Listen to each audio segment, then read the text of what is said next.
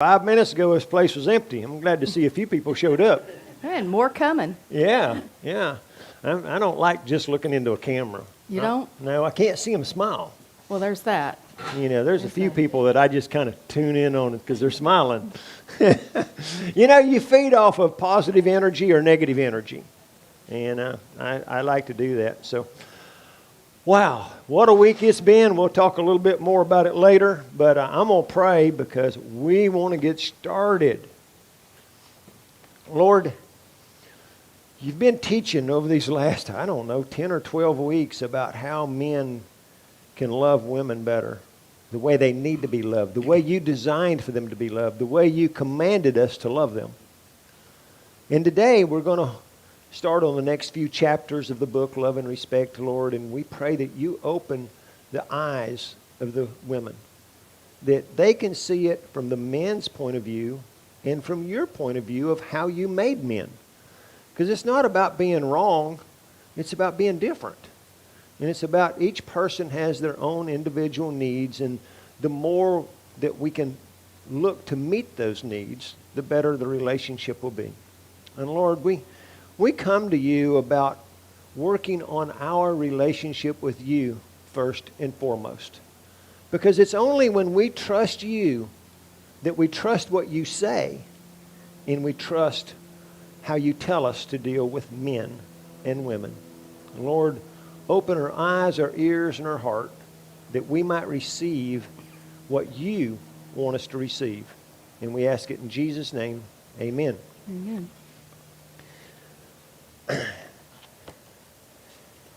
Men, this class is not for you, and do not make any snide remarks about, I told you so. It's what I've been telling you for 15 years. You can on the inside, okay? You can kind of just smile, because the women may ask you, is this really how you feel? Yeah. And just calmly say, I agree with what he says. Yeah. Choose your words wisely, right? I'll have to tell you a little quick story. My 5-year-old grandson, you know how it goes. He goes off to kindergarten, and it's progressively been getting worse, and all at once it has really come out a smart aleck mouth. And my daughter has taken it and don't talk to me like that, and all these threatening things, but no consequences. So one day there was a consequence. I won't say what it was, but there was a consequence. And he says, but Mama, I don't even know what I did wrong. And she said, well, think before you open your mouth. And that's something we could all learn. My name is Skipper, and you think I talk fast? You should be in my head, because it really runs fast. Yeah. But, Kathy has really done a great job. I made notes, and then she redid them. Hers is so much better than mine. So thank you, Kathy, and speak to the women today. Well, and as much as this stuff is for women, it's also for men to have some input as well. And so it's good for you to be here and hear what Dr. Emerson Eggerichs is sharing with the women, so that you can, as you see the women in your life changing, if they get this information, that you're ready to receive that change. Because one of the aggravating things for a lot of us is when we've been married for a long time, and then all of a sudden someone starts, doing the things that we've been asking for all along. We can get cynical, or we can get, oh, well, now you can do it. It's like, instead of just enjoying the fact that that people are trying to change and trying to meet those needs. So this is good for everybody to listen to. And I've got some things to share with the men as well. It's, okay. This isn't just a beat on the women thing, but it's going to be we're going to share, and we're going to, learn some things about each other that maybe we hadn't known before. So if you're following us in the book is, we're starting on chapter 15, which is page 183, is where this is at. And this is about, he He uses acronyms. Teachers and preachers use acronyms because it's a way of teaching, it's a way of remembering, and it can help. I can tell you that up until doing the class this time, we really haven't paid that much attention to these acronyms that he has used in the book. They just don't really speak to us as far as acronyms go.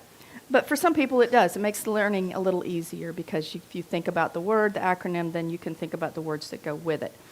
But we've spent a little bit more time because we've had to do it since we're doing it like we're doing it as a book report and not relying on the videos to tell the story. Mm-hmm. We've had to get a little more intimate with the stories in the book. Actually had to really read them. So it's been good for us to do it this way. So this particular portion is called chairs.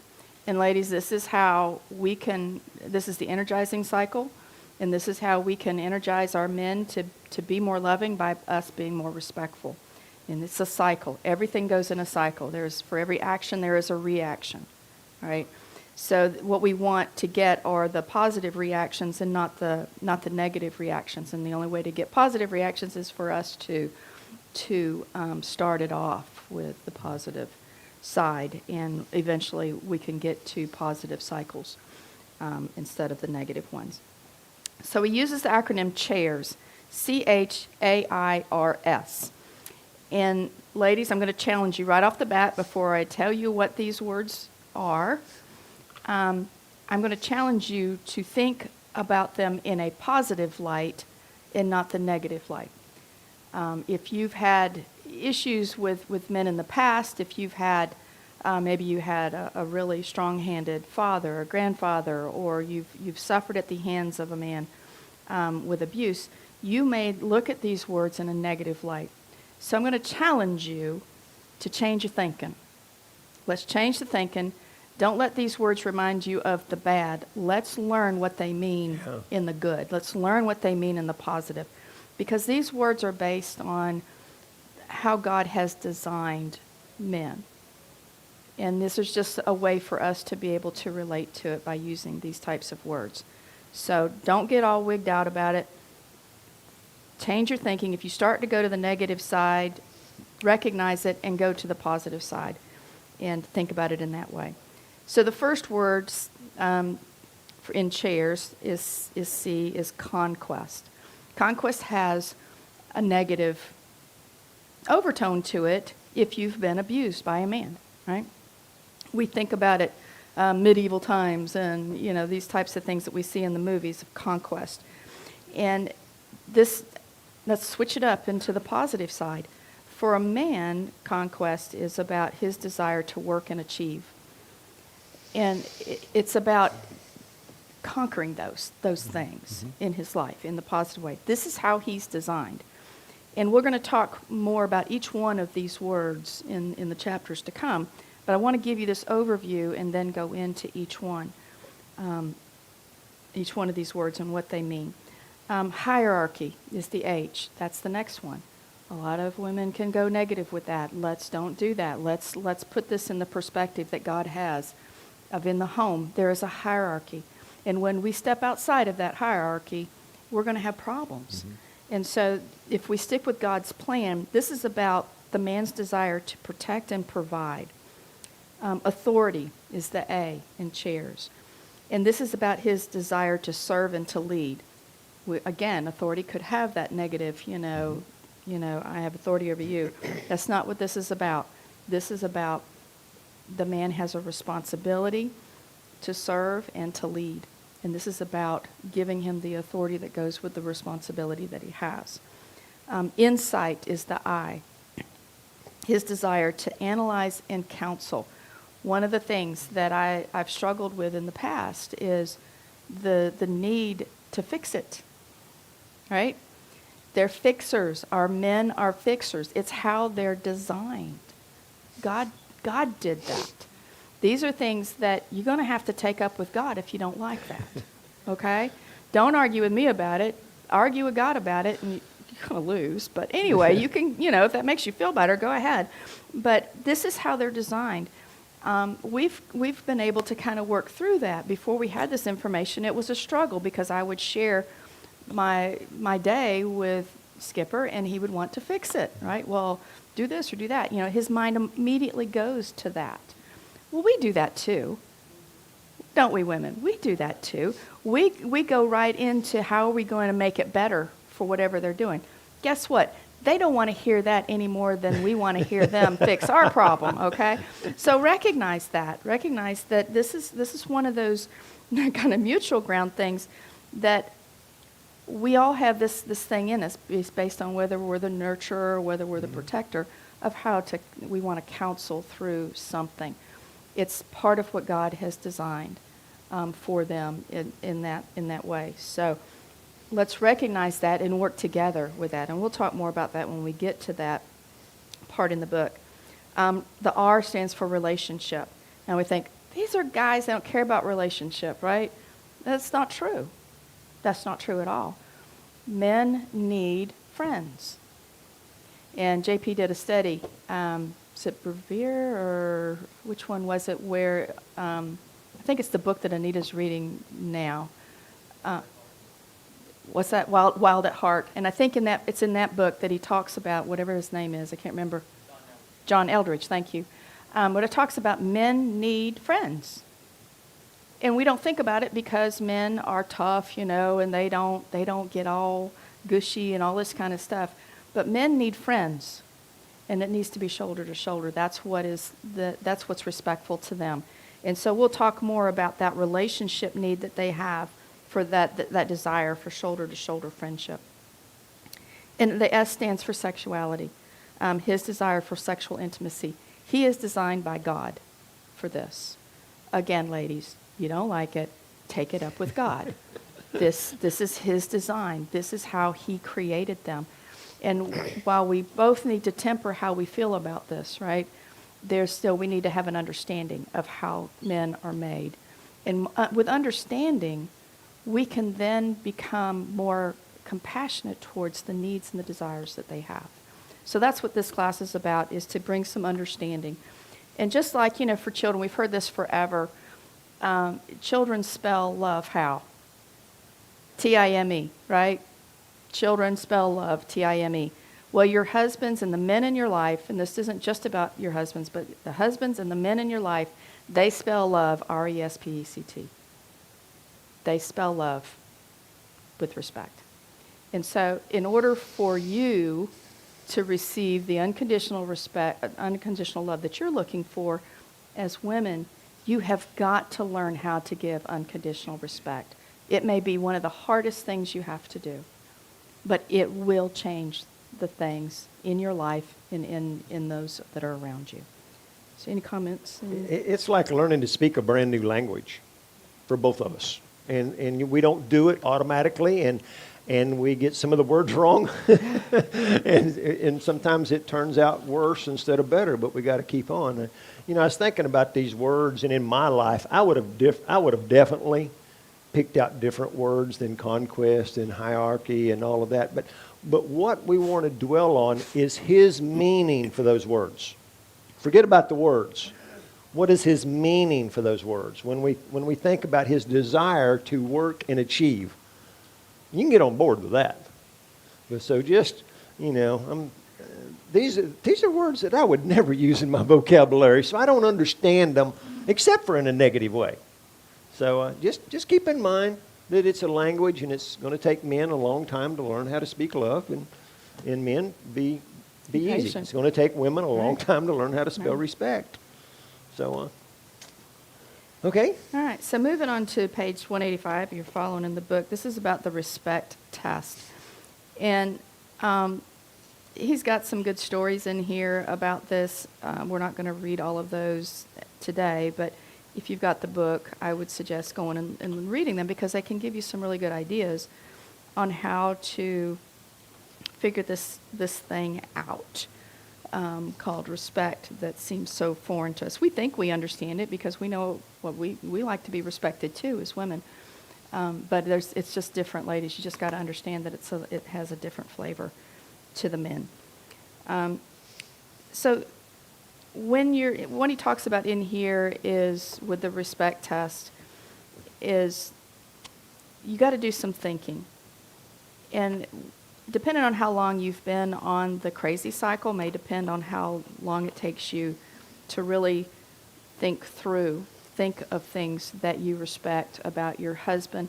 Maybe it's, if you don't have a husband, maybe it's your son, or maybe it's your father, or it's an uncle or a grandfather or some other male figure in your life that maybe you've been sideways with at some point. And thinking about it in those terms of respect, and depending on how long you've been on a really crazy cycle may depend on how quickly things come to you or not.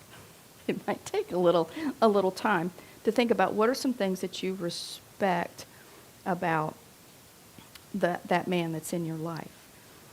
And this is going to speak volumes to them when you start to do this. But you have to do it sincerely. You can't just do it because there's a chapter in the book that says do it, right? There's a man in here that wants you to fake it, right? Tell me I'm wrong, guys. Nobody wants you to fake it. They want you to be honest. There's no sense in saying something that that's not truthful, because they're going to know that. They have respect intuition, just like we have.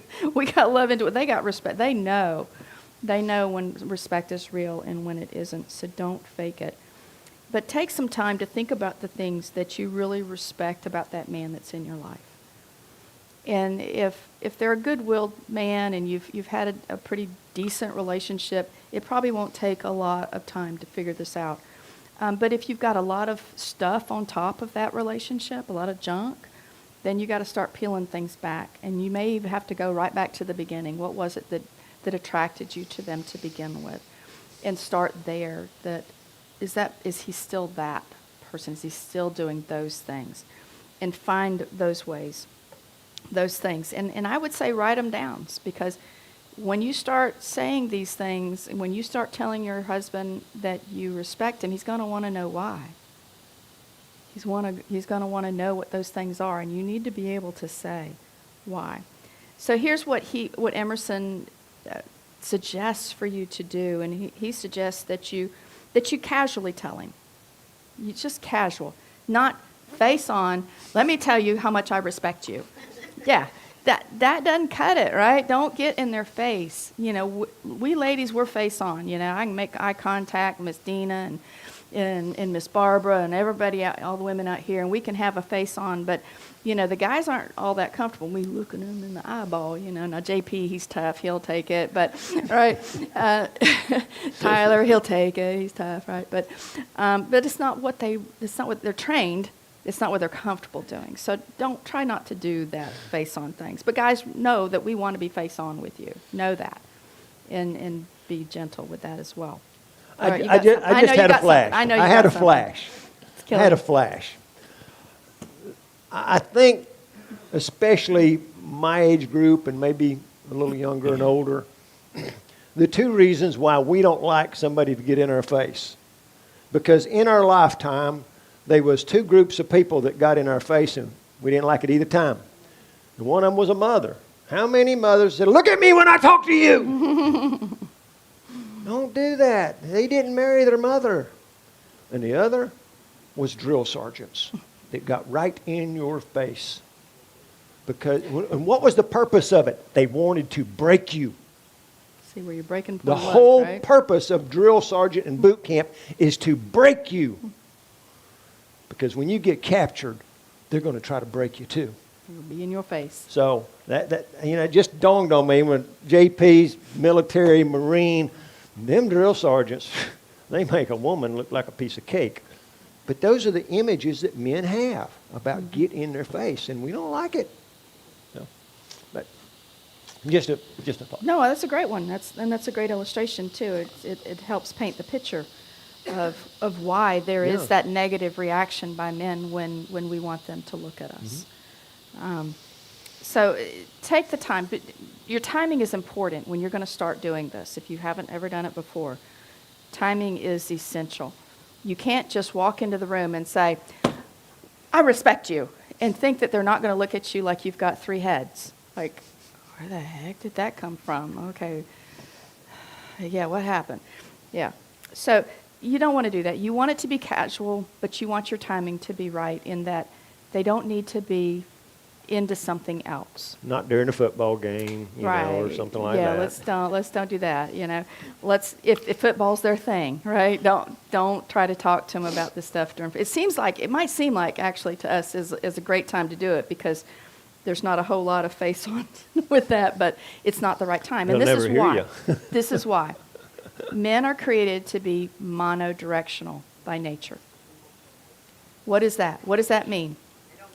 They don't multitask. And I'm going to tell you, the older I get, the more I wish I was more monodirectional than omni. I can tell you because multitasking just stinks. It's a horrible word. And those of us at this age group, we've had to do it. That was the big thing when you got hired is can you multitask? And you know, if I go for another job, I'm going to say no, I can't, and I don't want to. Right?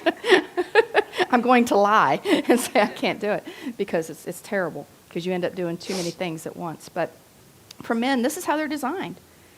Why are they designed this way? What is the purpose? Keep their eye on the enemy. There you go. They're warriors to keep their eye on the enemy, to be able to focus in and not be distracted by the things that are around them. They can zero in, they can focus in, and they can be right there in that moment. Omnidirectional is how we're made as nurturers. How many of you can relate to being standing in the kitchen, cooking supper, hearing the kids screaming in the background, in their rooms fighting? He's sitting in the living room watching TV or reading the paper or looking at his phone or whatever. The dryer is dinging and somebody's knocking at the door. And you're talking on the phone. And you hear all of this, right? You are fully aware of all of those things that are going on, and he's not.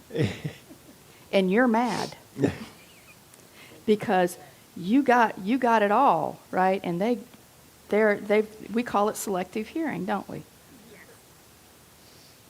But really, it's how they're designed. It's another one of those issues to take up with God, right? Because he designed them that way.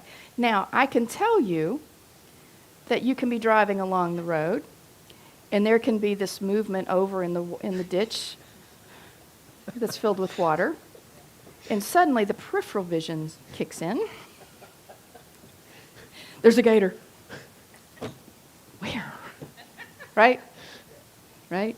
Go ahead. We were going to Barbara Granger's the other day to pick up the church deposit, and they live in a subdivision that's got a retention pond, and there wasn't even a movement. But on the bank was this huge soft-shell turtle. Now, I cannot see a bottle of ketchup in the refrigerator, but I could see that soft-shell turtle 100 yards away. It's amazing. You're looking for the enemy. Yeah. Now, we're not always looking for the enemy, but it is our job to protect. And as our job of protection, we got to know what's around us. So we're a lot more focused on what's around us than what's in front of us. Because God created us to protect. And not wrong, just different. Just different, exactly. But it's just that, it's what fits that natural part of a man.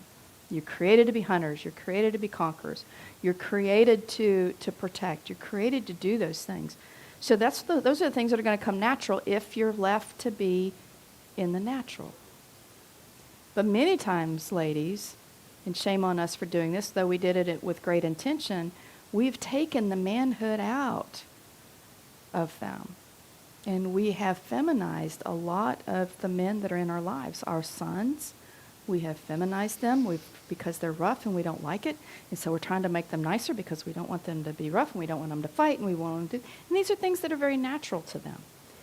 And so rather than taking it away, we need to teach temperament, right? And teach that, let's temper what we're doing, but not take it away from them.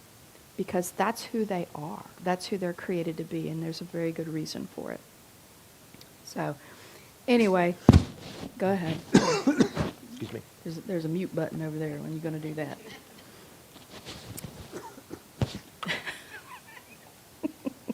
Tyler's not fast enough with the mute button over there, knowing when you're going to cough. So, this is what he suggests doing. Do this when he's not distracted. Understand that, that they're focused on things. Do it at a time that you can casually do it. And say you just wanted to let him know that you really do respect him.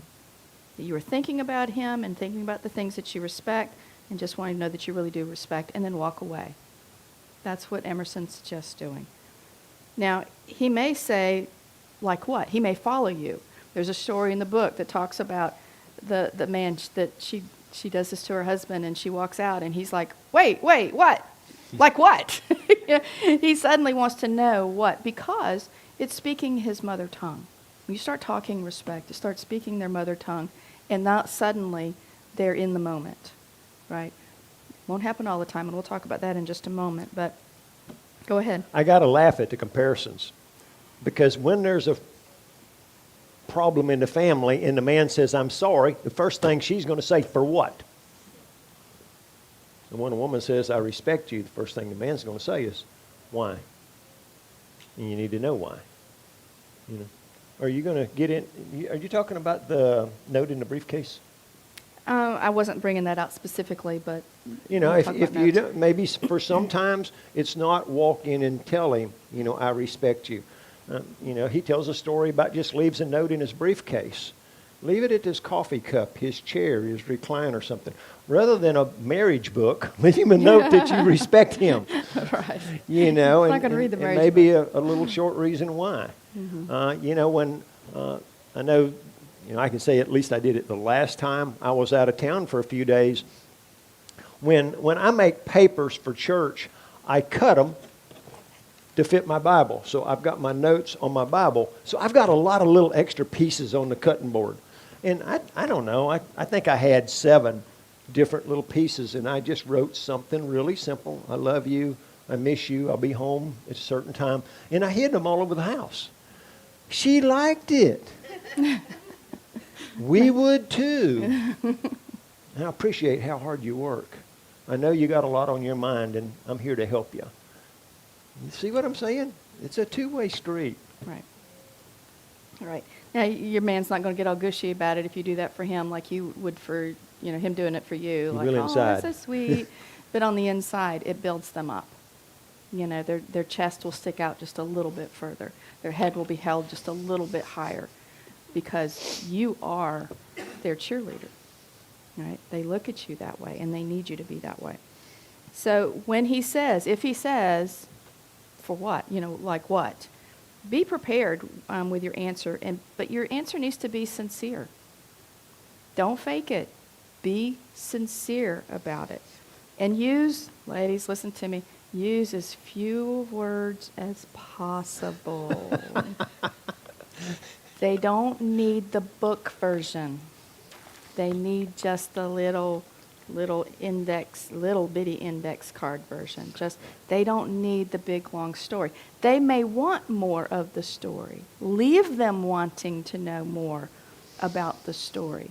But leave that up to them to ask for more. Wait for that prompting for more information, and then feed it to them a little at a time. I think will be, because if they think this is going to turn into one of those long drawn out relationship conversations, all right, you've just taken a moment that was very special for them and turned it into one of those eye rolling moments. Don't do that. Keep it short. Practice it. It's okay to practice what you're going to say if he asks you, and then be prepared. What if he says nothing at all? What if he doesn't respond? Yes, Edgar. My idea would be if he doesn't We need a microphone. show me. Right, okay. And what Edgar just said, he said if a man doesn't respond, he's probably saying, show me the respect that Yeah. you say that you have, right? Show me that respect. He needs to see it.